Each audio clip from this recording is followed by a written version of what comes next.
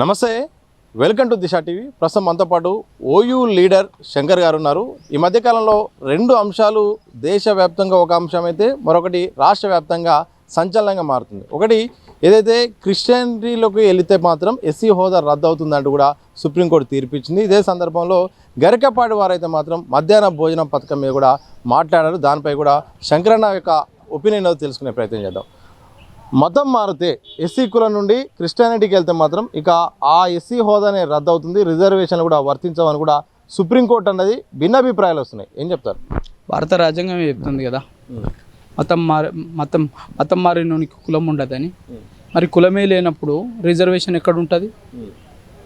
ఇక మిగతా వాళ్ళు ఆలోచించుకోవాలి. వ్యతిరేకతంగా మాట్లాడేటోళ్ళు భారత రాజ్యాంగాన్ని 280 మంది సభ కమిటీ ఏదైతే రచన చేసిందో అందులో మనం ఇలా ఆద్యుడిగా గొప్పడుగా మనం చెప్పుకుంటున్న అంబేద్కర్ గారే చెప్పారు కదా, ఆయన రాసిందే కదా రాజ్యాంగం. మీరు ఆయన రాజ్యాంగం పట్ల మీరు వ్యతిరేకంగా మాట్లాడుతున్నారా? మీరు వ్యతిరేకంగా ప్రవర్తిస్తున్నారా? భారత ప్రజలమైన మేము మేముగా భారత పార్లమెంటుకి అధికారం ఇచ్చినాం కదా. ఇచ్చినప్పుడు భారత పార్లమెంటు చేసిన చట్టాలు ఇలా శిరసావహించాలి కదా. మరి శిరసావహిస్తున్నప్పుడు ఒకవేళ అది చట్టవిరుద్ధమైనప్పుడు న్యాయ సమీక్షాధికారం ఉంది కదా, ఆ న్యాయ వ్యవస్థనే ఎలా తీర్పునిచ్చినప్పుడు ఆ తీర్పుని తులనాడుతున్నాం అంటే నీలో ఏదో లోపం ఉందని అర్థం చేసుకో. నీలో లోపం ఉంది కదా. నీకు హిందూ మతంలో కులవివక్ష ఉంది అనే కదా నువ్వు మతం మారినావు. మరి అక్కడేం వివక్ష ఉంది? అక్కడ కులం లేదు కదా, ఓన్లీ మతమే ఉంది కదా. మరి అక్కడ ఎంజాయ్మెంట్ చేయి, అక్కడ నీకు కావాల్సిన అవసరాలు అవకాశాలన్నీ దొరుకుతున్నాయి కదా. మరి ఇక్కడేం కంకి ఉంది, ఇక్కడేం గడ్డు ఉంది? అయితే గీతే మాట్లాడే వాళ్ళంతా బీసీసీలో 1% రిజర్వేషన్ ఉంది, 2% కావాలని అడుగు. అదో చట్టబద్ధత. కనీసం చట్టం ఉండదు తెలియదు, చట్టం అంటే అవగాహన లేదు. మీరు డ్యూయల్ రూల్ ఆడంగిళ్ళు ఉంటారు కదా, అట్లా మాట్లాడకూడదు. మీరు ఇలా మాట్లాడితే అలాంటి వాళ్ళకు అవమానం ఇలా మనం రాసుకున్నాం చట్టం. భారత రాజ్యాంగం పట్ల గౌరవం ఉండాలి. ఆ భారత రాజ్యాంగానికే లోబడి ఇలా సుప్రీంకోర్టు తీర్పిచ్చింది. ఆ తీర్పును శిరసావహించు. లేదు అంటే నీకు న్యాయ సమీక్ష అధికారం ఉంది, నువ్వు అప్పీల్కో, కాన్స్టిట్యూషన్ బెంచ్కి వెళ్ళు, తెలిపోతుంది కదా. ఇక్కడుండి ఏదో అన్నాడు ఊరు మీద పడే కాకులు కదా అరిసినట్టు అరవకుండ్రి. ఇంకొక విషయం చెప్తున్నా వినుర్రి.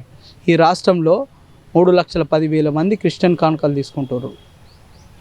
Mind it. First of all 3,10,000 మంది కుటుంబాలు ఇలా క్రిస్టియన్ కేటగిరీ కింద కన్వర్ట్ కావాలి. ఈ ప్రభుత్వాలు ఓటు బ్యాంకు రాజకీయాల కింద ఇలా ఎవరైతే హిందూ మతంలో ఉన్న మేము, వివక్షకు గురైన మేము అందాల్సిన లబ్ధిని ఇలా ఆ దొంగ నా కొడుకులు ఎత్తుకపోతాం. ఇలా మాకు వచ్చే అవకాశాలు మేము కదా వివక్ష ఎదుర్కొన్నది.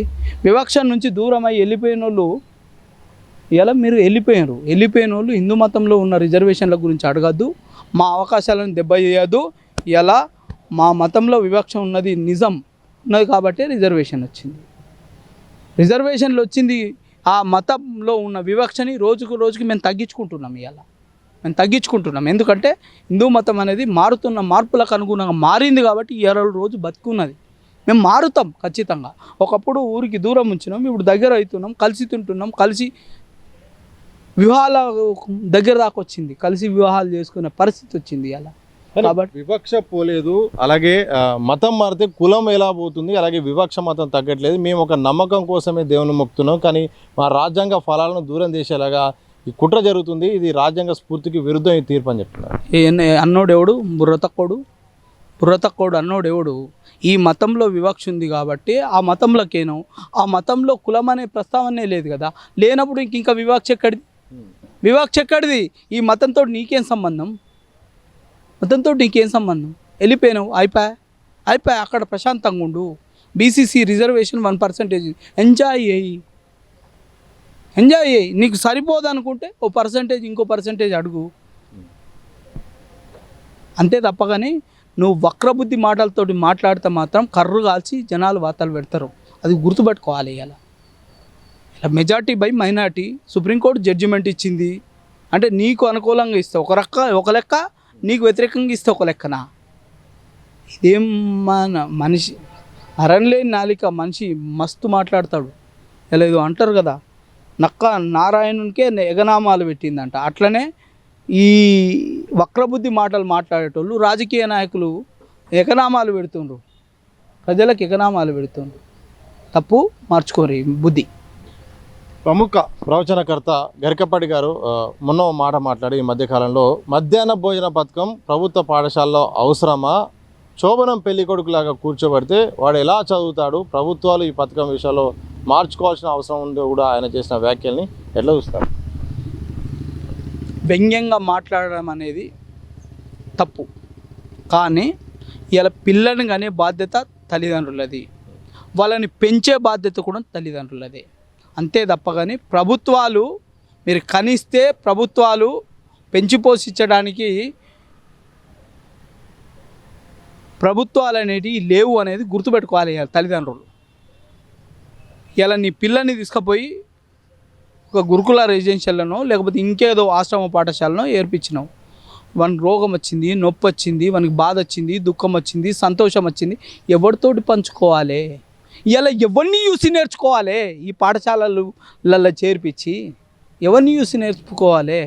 అంటే ప్రైవేటు పాఠశాలలు మూసధోరణిలాగా కుక్కినాయి, వాళ్ళ నుంచి నొక్కినాయి, తల్లిదండ్రుల నుంచి పైసలు నొక్కినాయి. అట్లా నొక్కాలనే విధానం ఇదేమన్నా? పిల్లగానికి శారీరక ఎదుగుదలతో పాటు మానసిక ఎదుగుదల కూడా కావాలి. అది కాకపోతే నువ్వు ఎంత విద్య ఇచ్చినా విజ్ఞానం ఇచ్చినా బూడిదలో వచ్చిన పన్నీరే. విచక్షణ జ్ఞానం లేకపోతే, విలువలు లేని మనిషి తయారైతే. కాబట్టి పుట్టిన ప్రతి పిల్లగాడు 10వ తరగతి వరకు తల్లి తండ్రి దగ్గరనే పెరగాలి, వాళ్ళ బాధలు సాధకాలు అన్నీ తెలియాలి, తల్లిదండ్రుల పట్ల గౌరవం పెరగాలి. ఏం జరుగుతుంది రాష్ట్రంలో? రోజుకో మర్డర్, తల్లిని చంపిన బిడ్డ, బిడ్డని చంపిన తల్లి, పాల కోసం ఏడిస్తే బొండిగా విసికిన తల్లి. ఇదా సంస్కృతి? ఎక్కడి కుటుంబ వ్యవస్థ ఎన్నడు నాశనమైందో అన్నడు విలువలు నాశనమైన ఇవాళ ఈ సమాజంలో కుటుంబ వ్యవస్థ ఎన్నడూ నాశనమైందో ఆ రోజే రాజకీయ నాయకుల పుణ్యం ఇది. ఎలా ఏ ముగ్గురొద్దు, ఇద్దరు ముద్దు, ఇద్దరొద్దు, ఒక్కరు ముద్దు, ఒక్కరొద్దు, మనమే ముద్దు అన్న స్థాయి నుంచి ఇలా కన్నుండ్రి కన్నుండ్రి కన్నుండ్రి అంటుండు చంద్రబాబు, కన్నుండ్రి అంటుండు. ఆనాడు లేదా బుద్ధి నీకు? ఉచితాలకు అలవాటు చేసి ఆ ఉచితాలని నెరవేర్చలేని పరిస్థితిలో పిల్లల్ని కనుడు బంద్ చేయరు అని చెప్పారు. మిగతా మతాలలో సాధడం లేదా, పెంచడం లేదా? ఈడేం పుట్టింది? కుటుంబ వ్యవస్థని విచ్ఛిన్నం చేస్తే విదేశీ శక్తులు ఎవరైతే ఉన్నారో కుటుంబ వ్యవస్థని ఈ దేశంలో విచ్ఛిన్నం చేస్తే బరాబరి హిందూ మతం చచ్చిపోతుంది అనే ప్రణాళికలు వేసిండ్రు, కొంత సంపానికి ప్రయత్నం చేసిండ్రు. కానీ ఇప్పుడిప్పుడే కొంచెం సోయికి వస్తుండ్రు, అది గుర్తుపెట్టుకోవాలి. సోయికి వస్తుండ్రు బరాబరి. మీ రాజకీయ నాయకులు, మీ విదేశీ ఎవడైతే ఉన్నాడో బానిసల బతుకులని బద్దలు కొట్టడానికి రెడీ అయ్యారు. చివరిగా ఏం చెప్తారు? మధ్యాహ్నం పిల్లలకు అందించే ఫెసిలిటీస్ కూడా ఎట్లుండాలి? నేనేమంటున్నా, ఈరోజు 2014 నుంచి ఇప్పటి వరకు చూస్తున్నా, రోజుకో సంఘటన గురుకులాలల్లో, రోజుకో సంఘటన. ఒకరోజు విద్యార్థుల పరిస్థితి విషమం, ఫుడ్ పాయిజను, ఫుడ్ సరిగ్గా లేక పురుగులన్నం, పురుగుల నీళ్ళ సారు, ఇట్లాంటి స్టేట్మెంట్ వస్తున్నాయి. నేనేమంటున్నా, ఇవాళ పిల్లగాడి బాధ్యత తల్లిదండ్రులది. పెళ్ళిడు వచ్చే వరకు ఈ దేశంలో పెళ్ళిడు వచ్చే వరకు బాధ్యత తల్లిది, తండ్రి. మరి ప్రభుత్వం ఏంది అంటే పిల్లగాళ్ళని మీరు గణిస్తే అన్నీ ప్రభుత్వం చేస్తుందా? ప్రభుత్వాలకు కూడా సోయి ఉండాలి కదనయ్యా. 1950లో విద్యా వ్యవస్థ మొదలైన నాడు 2 కిలోమీటర్లకు ఒక ప్రాథమిక పాఠశాల, 3 కిలోమీటర్లకు మాధ్యమిక పాఠశాల, 5 కిలోమీటర్లకు ఒక ఉన్నత పాఠశాల అనే సిస్టమ్ పెట్టిండ్రు. ఒక స్థాయి నుంచి ఇంకో స్థాయి పెరిగిన తర్వాత ఒక అవగాహన వస్తుంది, ఒక ఒక వ్యక్తిని చూసి ఒక అనుకరణ స్టార్ట్ అవుతుంది, నేర్చుకోవడం మొదలవుతుంది. ఒక ప్రాంతం నుంచి ఇంకో ప్రాంతం మారితే ఆ పరిస్థితులకు అవగాహన అలవాటు పడతాడు. ఆ విద్యా విధానం నేర్చుకున్నాం, ఇంట్లో చదువుకున్నాం. ఇలా గవర్నమెంట్ చదువులల్లా ఇలా అన్ని విషయాల మీద విషయ అవగాహన నుండి విజ్ఞానం ఉండి మాట్లాడుతున్నామంటే ఇలా ఆ స్కూళ్ళల్లో చదువుతున్నాం. ఆ స్కూళ్ళని మూసిండ్రు, ఇప్పుడు పనికిరాని స్కూల్ తెరిచిండ్రు. నేను అడుగుతున్నా, ఇలా ప్రైవేటు స్కూళ్ళకి ఎందుకు పర్మిషన్లు ఇస్తుండ్రు? పైసలు ఇస్తుండ్రా? ఫైల్ కింద పైసలు పెడుతుండ్రు కాబట్టి ప్రైవేట్ స్కూళ్ళకు పర్మిషన్లు ఇస్తుండ్రు. ప్రైవేట్ స్కూళ్ళు వచ్చిన తర్వాత ప్రాథమిక స్కూళ్ళన్నీ మూతపడ్డాయి. ఏకోపాధ్యాయ పాఠశాల ఏందా ఈ రాష్ట్రంలో? ఏకోపాధ్యాయ అంటే వాడే అన్య ఏకపాత్ర అభినయమా? వాడే అన్నీ చేస్తాడా? వాడే ఊడ్చుకోవాలి, వాడే నీళ్ళు పెట్టుకోవాలి, వాడే గంట కొట్టుకోవాలి, వాడే వాచ్మెన్ గిరియాలి, వాడే పాఠం చెప్పుకోవాలి, వాడే దిద్దుకోవాలి, వాడే ఫీజులు కట్టుకోవాలి. నీ అమ్మ నీ బతుకుల పాడుగాను. ఏం విద్యా విధానమా ఇది? టీచర్ అన్నప్పుడు మనం సబ్జెక్ట్ ఓరియంటెడ్ టీచర్లను పెట్టాలి. ప్రైవేట్ స్కూళ్ళని పర్యవేక్షణ చేయాలి, ప్రభుత్వ స్కూళ్ళని కాదు. ఇలా ప్రైవేట్ స్కూళ్ళని పర్యవేక్షణ చేసి వాని స్కూల్లో ఏం లోపాలు ఉన్నాయి, వాని స్కూల్ ఎందుకు నడుస్తుంది, మన స్కూల్ ఎందుకు నడుస్తలేదు, వాని స్కూల్లో క్వాలిఫైడ్ టీచర్ లేకపోతే ఎందుకు ఈ ప్రభుత్వం పర్మిషన్ ఇచ్చి నడిపిస్తుంది అని మీకు మీరు చెప్పు తీసుకొని కొట్టుకొని ఆ స్కూళ్ళని మూసి ప్రభుత్వ స్కూళ్ళని స్ట్రెంథెన్ చేసి విద్యా ఉపాధి అవకాశాలను కల్పించాలి రాష్ట్రంలో. విద్యనిస్తేనే కదనా, విద్య లేకనే కదా ఇంత పసుపు అవుతాడు. విద్యని ఇస్తేనే కదా. మీకు తాగుబోతులు కావాలి, ఎందుకంటే సర్కారు బళ్ళు పెరిగాయి, మూసిన బళ్ళు తెరవాయి, కానీ తాగుడు మాత్రం తాగిపిస్తాయి. కొత్త కొత్త బార్ షాపులు, వైన్ షాపులు, రెస్టారెంట్లు ఎక్కడ కనిపించాయి ఈ రాష్ట్రంలో? మూడే నడుస్తాయి. కిరాణా షాపు తినడానికి, ఫస్ట్ వైన్ షాపు తాగడానికి, తాగిన తర్వాత తినడానికి కిరాణా షాపు, తిన్న తర్వాత రోగం వస్తే మందు వేసుకోవడానికి మందుల షాపు. ఈ 3 షాపులే నడుస్తాయి రాష్ట్రంలో. ఏ షాపు నడతలేదు. అద్దె బంధు పడ్డాయి. ఈ 3 షాపులు నడుస్తాయి. ఇది మనం తాగి పిచ్చి తాగుబోతులను తయారు చేసి ఎలా ఓట్లు దండుకొని ఎలా రాజకీయం చేసే ఈ రాజకీయ నాయకులారా సిగ్గుండాలి. ఎలా కేరళ రాష్ట్రం పోయి సంకలు కొట్టుకుంటూ వచ్చి అదడ మంచుకున్నది, గుజరాత్ పోయి మంచుకున్నది, సంకలు కొట్టింది. గుజరాత్లో తాగుడు ఉన్నదివా? వాళ్ళని చూసి నేర్చుకోండి. వాళ్ళ మీద ఆడిపోసుకుంటారు, అక్కసు కక్కుతారు. వాళ్ళని చూసి నేర్చుకోండి. ఇలా తాగకుండా రాష్ట్రాన్ని నడిపిస్తుండ్రు. నేను తాగుబోతులను చేసి రాష్ట్రాన్ని నడిపించిన. అది ఇడిచిపెట్టు, తాగుడు కాదు, గంజాయి, బ్రౌన్ షుగరు, గుట్కా, ఇవన్నీ ఏంది? ఓకే ఏమో తాగిపిస్తాడు, తాగిన 10 నిమిషాలకు అక్కడికి పోతే ట్రాఫిక్ కొని పెట్టి ఫైన్ వేస్తాడు. ఇదానే అంటే తాగిపిచ్చుడు నువ్వే, మీదకి పోయి ఫైన్ వేసుడు నువ్వే. అంటే 2 ట్యాక్సులు కడుతున్నాడు. తాగుబోతు ఇవాళ లేకపోతే ఈ రాష్ట్రం లేదనేది గుర్తుపెట్టుకో. ఇవాళ ప్రభుత్వానికి చెప్తున్నాను నేను. మీదో పరిపాలన, మీదో కథ, మీదో కార్ఖానా. గొప్పగా ప్రజాప్రభుత్వాన్ని గొప్పగా చెప్పుకుంటారు. గొప్పగా అవునాయా? ఇందిరమ్మ ఇల్లట. ఇందిరమ్మ ఇల్లు ఏందా? మీ ఇందిరమ్మ ఇంట్లోకి వెళ్ళి ఏమైనా పైసలు ఇస్తుండ్రా? కేసీఆర్ ఇల్లట. కేసీఆర్ ఇంట్లోకి వెళ్ళి పైసలు ఇచ్చిండా? మీ ఇంట్లో ఏందివా? ఒక కొత్త పేరు పెట్టు. మీ పేర్లు పెట్టకపోతే పథకాలు నడవాయా? అయినా నేను ఇంకో మాట అడుగుతున్నా ఈ ప్రభుత్వాన్ని. ఎంతన జాగుండని 60 గజాలల్లో కట్టుకోవాలంట. రేపు కొడుకు ఉడతాడు, బిడ్డ ఉడతాడు, ఏడవండ పెడతావా?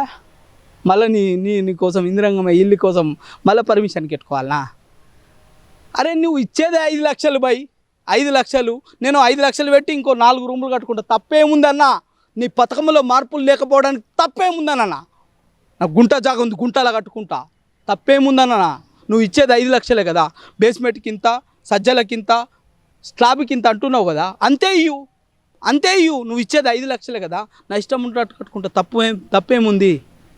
అంటే మేము చూపించిన ఇంట్లోనే వండాలి, గిరి గీసుకొని ఈ గిర్లనే బొర్లాలి, అలానే కాపురం చేయాలి, పిల్లల్ని కనాలి, వాళ్ళ కళ్ళనే కాపురం పెట్టాలి. స్లమ్ములలో బతుకుతున్నావా మనం? స్లమ్ములు కావు కదా. జర సోచాయించి ఆలోచించుర్రి అని బుర్ర తక్కువ ఆలోచనలు చేయకుండ్రి. నాలంటోడు ప్రజలకు మనలాంటోళ్ళు నచ్చది. మేము రాజకీయాలకు దూరం ధనసామ్య రాజకీయాలలో చేయలేం పోటీ. ఇలా నాలాంటోడు ఉంటే తెలుస్తుంది మీకు. ఇలా మహిళలకు ఉచిత బస్సు కాదు, ఇలా బడికి పోయే బడి పిల్లలకు ఉచిత బస్సుని ఇస్తాను నేను ఉండుంటే. ఇలా ఇల్లు లేని పేదోనికి నేను ఇవ్వాల్సిన అమౌంట్ ఇచ్చి నీ ఇష్టం ఉన్నట్టు కట్టుకోమని చెప్పేటోని. ఇలా సాదా బైనామాల పేరట తెల్ల కాగితం ఉంది, తెల్ల కాగితం మీద రాపించుకున్నాడు భూస్వామితోటి. కాస్తు కాలంలో నీ పేరు రిఫ్లెక్ట్ అయింది. ఏముందా మార్పు చేయడానికి? అప్లికేషన్ పెట్టుకున్నాక మార్పు చేయడానికి ఏముంది? దానికి 1,00,000 కొర్రీలా అఫిడవిట్ అయిందా ఇచ్చుడు? నీ రికార్డు ఉంది కదా, కాస్తకాలం ఉంది కదా, దానికి అఫిడవిట్ ఇచ్చుడైంది? ముద్దు ఉండాలి కదా ఏమన్నా. గత ప్రభుత్వం చేసిపోయింది కదా, మరి అదే ముద్దు ఇది వద్దంటుర్రు. ఇక అటు ఇటు పోయి సిగ్గైతుంది మాకు. మీ కథలు చూస్తే అంతా బొంగురం తిరిగినట్టు తిరుగుతుండ్రు, గిర్ర గిర్ర గిర్ర గిర్ర తిరుగుతుండ్రు. తిరుగుడు కాదు, పనులు చేయాలి, ప్రజల మన్నను పొందాలి. నువ్వు అనుకుంటున్నావు వెనుపక ఈపు కనిపించలేదు, అయ్యా ముఖ్యమంత్రి ఈపు కనిపించలేదు, నీవు చూసుకో. ప్రజలల్లో వ్యతిరేకత తీవ్రంగా ఉంది, బద్దలైనాడు ఇబ్బంది అవుతుంది. ఇలా ఈ నోరు చెప్పింది పార్టీని టీఆర్ఎస్ని మార్చమని, మళ్ళీ ఈ నోటితో చెప్పిస్తావా? అరే ఉద్యమకారులకు ఇవాళ కొట్టుకోవాలంట. ఏం మేనిఫెస్టో ఏ పెట్టుకుంటావు? చింపేసుకుంటావా, కాలు పెట్టుకుంటావా? నీ మేనిఫెస్టో చింపేసుకో, కాలేసుకో. ఇంకా రాకపోతే తీసి వెనక పెట్టుకోర్రి. ఉద్యమకారులు ఎదురు చూడాలా మీకోసం? ఉద్యమకారులు కోట్టుకోవాలనా? ఏం తీసుకుంటలేవా? జీతం తీసుకుంటలేవా? తిరుగుతలేవా? ఏసీ కార్లల్లా తిరుగు పెట్టుకుంటలేవా? గన్మెన్లని 500 మీటర్లకు ఒకడు మీ అయ్య సొమ్మ, మీ అవ్వ సొమ్మ. నిన్నెవడు చంపుతాడు? నిన్ను చంపితే ఆడు దిక్కుమల్లినోడు, ఆడు చెత్త నా కొడుకు. నిన్ను చంపేటోడు ఎవడన్నా ఉంటే, ఇలా రాజకీయ నాయకులను చంపినంటే ఆడు చెత్త నా కొడుకే. మిమ్మల్ని చంపినా గజ్జి కుక్కలు లెక్క చూసినా ఒకటే, ఏం తేడా లేదు. మిమ్మల్ని ఇంత మంది మార్పాలేము ఎందుకు? ప్రజాధనం వృధా ఎందుకు? సాధారణ వ్యక్తిగా బతకలేవా, ఉండలేవా? ఉద్యమకారుల కాళ్ళు అడిగినరు. నీ మేనిఫెస్టో పెట్టుకున్నావు, ఇవాళ నీ మేనిఫెస్టోలో పెట్టుకున్నావు. రోగాలతోటి నొప్పులతోటి చచ్చిపోతుండ్రు. ఎవడైతే పెళ్ళికి ఎదిగిన పిల్లలు ఉంటే పిల్లలకి చదువులు చెప్పించుకోవడానికి, కన్న పిల్లలకి చదువులు చెప్పించుకోవడానికి పైసలు లేక పరిశాన్ అవుతుండ్రు. ఇలా వసతులు కలిపి ఇవన్నీ మేనిఫెస్టోలో పెట్టుకుంటే కాదు. బీసీలకు ఇచ్చినట్టు 42% అని మోసం చేసుడు కాదు. ఈ మోసాలన్నీ మాకు తెలుసు మీ రాజకీయ నాయకులు. నేను ఆనాడే చెప్పిన, అరే నాయన ఇది పెద్ద బూతు, ఇది పెద్ద మోసం అన్న. ఈ బీసీ నాయకులు సంకలు కొట్టిర్రు, తొడలు కొట్టిర్రు, ఇప్పుడు రోడ్ల పొంటి తిరుగుతుండ్రు. చదువుకోర్రి, ఏమన్నా రాకపోతే వస్తాడని చెప్పించుకోర్రి, చచ్చిపోన్రి. లేకపోతే 3,000 కోట్లట, సిగ్గు పోతుంది. 3,000 కోట్లు. ఇక ఒకటి పోయి అడుగుతుండాడ పార్లమెంట్లో, ఒక బుర్ర తక్కువడు. ఇలా వాళ్ళ తాత మట్టి గ్లాసులో తిన్నాడు, వాళ్ళ నాయన గోల్డ్ గ్లాసులో తిన్నాడు, వీడు వజ్రపు గ్లాసులో తినేటోడు. వీడు పోయి ఆడ అడుగుతుండు, నేను కేంద్రానికి ఇంత కట్టినా నాకు ఇవ్వాల్సింది ఇస్తలేరు అని. మరి బీసీలు ఇంత కట్టిండ్రు కదా, 52% కడుతుండ్రు కదా. కట్టకపోతే తెలంగాణ రాష్ట్రం నడవదు కదా. మరి నడవనోనికి ఎన్ని ఇచ్చినావు? 3,300 కోట్లు ఇచ్చినావు. ముష్టి 3,000. మీకు సిగ్గు లజ్జ మానం ఉంటే మీరు బీసీ నాయకులని చెప్పుకుంటే చచ్చిపోని రేనన్న వాడి. మీ ప్లేస్లో ఇంకోటి కొత్తోడు వస్తాడు, ప్రశ్నిస్తాడు. ఇవాళ నువ్వు కట్టేది ఎంత, వాడు ఇచ్చేది ఎంత? ఇలా 20,000 కోట్ల సప్లాన్ పెడతా అన్నాడు, ఏడబెట్టిండు? ఎన్ని సమావేశాలు అయిపోయినాయి? రాజకీయ నాయకులు ఎట్లుంటారంటే నక్క నారాయణకు పంగనామాలు పెట్టినట్టు నీకు పంగనామాలు పెడతారు, దొంగనామాలు పెడతారు. ఇక వాళ్ళని తిడితే మళ్ళా పోలీసు వాళ్ళు వస్తారు తిడితే. కాబట్టి కొద్దిగా నోరు దగ్గర పెట్టుకుంటున్నా. నిన్ను తిట్టినా నేను ఎట్లా రక్షించుకోవాలో నాకు తెలుసు. ఇలా ఆంధ్రోనే తరిమి కొట్టిన చరిత్ర మాది. ఇలా ఈ గడ్డ, ఉస్మానియా గడ్డ మాకు పోరాటాన్ని నేర్పింది, నలుగురిని బతికించడం నేర్పింది. కాబట్టి బిడ్డ, గవర్నమెంట్లో ఉన్న ప్రతి ఒక్కరు, రాజకీయ నాయకుడు కావచ్చు, రాజకీయ నాయకులకు ఊడిగం చేసే ఉద్యోగులు కావచ్చు, ఒళ్ళు దగ్గర పెట్టుకొని ఉంటుంది. ఇలా మాకు అవకాశం వస్తుంది, అవకాశం వచ్చినప్పుడు పాతాల్లాక తొక్కుతాం బరాబర్. Thank you. తెలంగాణ రాష్ట్ర ప్రభుత్వంలోని అధికారులు అలాగే రాజకీయ నాయకులు కూడా వారి యొక్క ఆలోచన విధానం మార్చుకోవాలి. ప్రజల కేంద్రంగా కూడా వాళ్ళ పని చేయాల్సిన అవసరం ఉంది.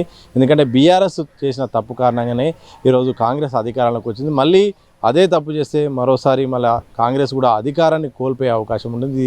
ఇప్పటికైనా తప్పుల్ని సరిదిద్దుకోవాల్సిన అవసరం ఉంది. స్వార్థానికి లోను కావద్దు, అవినీతికి మాత్రం చేయకూడదు. దాంతోపాటుగా ఈ మధ్యకాలంలో ఇచ్చిన సుప్రీంకోర్టు తీర్పు అయితే ఏందో అది రాజ్యాంగ ప్రకారమే ఇచ్చింది. కొందరు కావాలని కూడా తప్పుపట్టే ప్రయత్నం చేస్తారు. ఎలాగైతే కులం నుండి మతం మారాక ఇక కుల ప్రస్తావనే ఉండదు. ఇక మతం తీసుకున్నాక కులం యొక్క ఫెసిలిటీస్ కూడా వాడే అవకాశం, ఉపయోగించుకునే అవకాశం కూడా రాజ్యాంగంలో ఎక్కలేదు. దాన్ని తప్పుపట్టే వాళ్ళకైతే మాత్రం విజ్ఞత లేదు, విజ్ఞానం లేదు. దాంతోపాటు గరకపాటి గారు అయితే మాత్రం మధ్యాహ్న భోజన పథకం విషయంలో వ్యంగ్యంగా మాట్లాడే విధానం అయితే సరైనది కాదు. కానీ పిల్లల బాధ్యత మాత్రం పూర్తి స్థాయిలో తల్లిదండ్రులే ఉంటుంది. మధ్యాహ్న భోజన విషయంలో కూడా పూర్తి స్థాయిలో తల్లిదండ్రులు ఆధారపడకుండా తల్లిదండ్రులు 10వ తరగతి వరకు అయితే మాత్రం దాదాపు వాళ్ళ దగ్గరనే పిల్లల్ని పెంచుకోవాల్సిన అవసరం ఉంటుందంటూ కూడా ఓయూ సంబంధించిన కీలక నేత శంకరన్న ప్రధానంగా చెప్పిన సందర్భం అయితే కనిపిస్తుంది. వీడియో జర్నలిస్ట్ ప్రవీణ్తో సతీష్, దిశ టీవీ, హైదరాబాద్.